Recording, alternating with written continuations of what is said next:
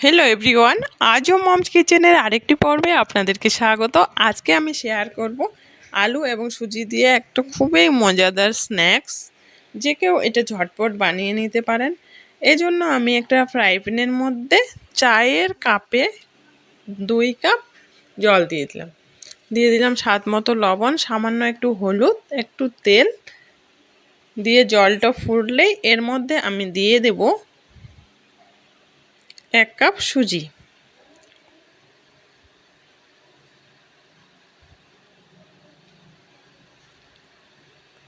সুজিটা দিয়ে এখন ভালো করে রান্না করে নেব সুজিটাকে।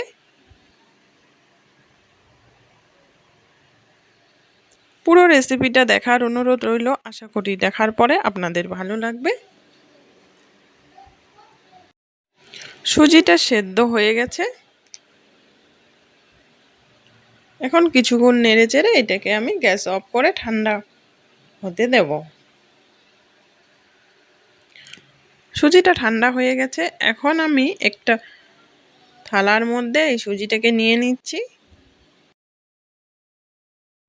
এখন এক এক করে অন্যান্য উপকরণ আমি এর মধ্যে দিয়ে দিব। আমি নিয়ে নিয়েছি কয়েকটা আলু সেদ্ধ, এটাকে গ্রেট করে দিয়ে দিব এখানে সুজির মধ্যে।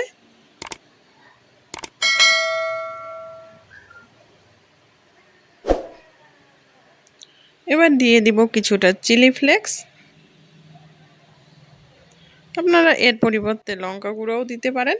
দিয়ে দিলাম গোলমরিচ গুঁড়ো 1/2 চামচ, 1 চামচ গরম মশলা গুঁড়ো, আর একটু ভাজা মশলা আর কিছুটা কসুরি মেথি দিয়ে এখন সবগুলোই আমি ভালো করে মিক্সড করে নিচ্ছি।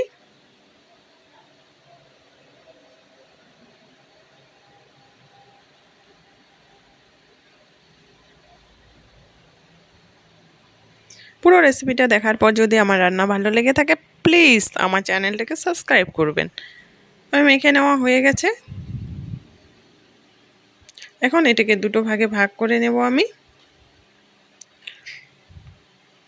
নিয়ে আমি চপিং বোর্ডের মধ্যেই কিছুটা তেল লাগিয়ে নিলাম, নিয়ে এর মধ্যে সুজিটাকে বেলে নেব। খুব পাতলা করে না, মোটামুটি একটা থিকনেস থাকবে। এখন এটাকে কেটে নিচ্ছি, আপনারা আপনাদের পছন্দ মতো শেপে কেটে নিতে পারেন।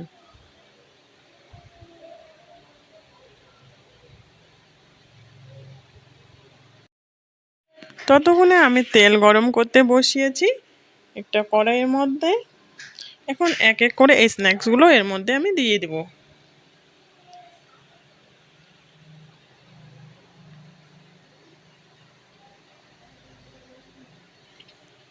গ্যাসের ফ্লেমটা একেবারে হাই থাকবে।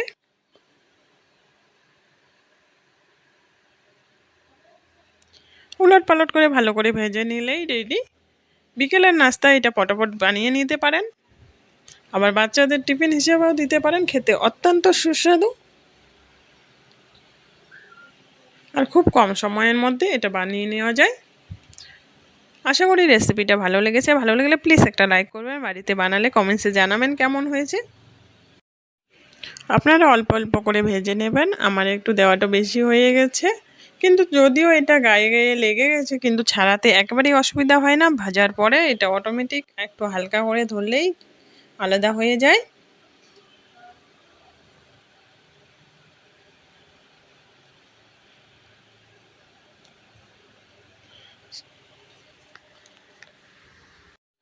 এই স্ন্যাক্সটি খুবই মুচমুচে হয়, খেতেও অসাধারণ।